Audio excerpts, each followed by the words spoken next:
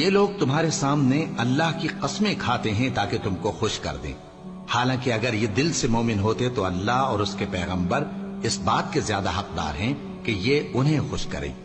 کیا ان لوگوں کو معلوم نہیں کہ جو شخص اللہ اور اس کے رسول سے مقابلہ کرتا ہے تو اس کے لیے جہنم کی آگ تیار ہے جس میں وہ ہمیشہ جلتا رہے گا؟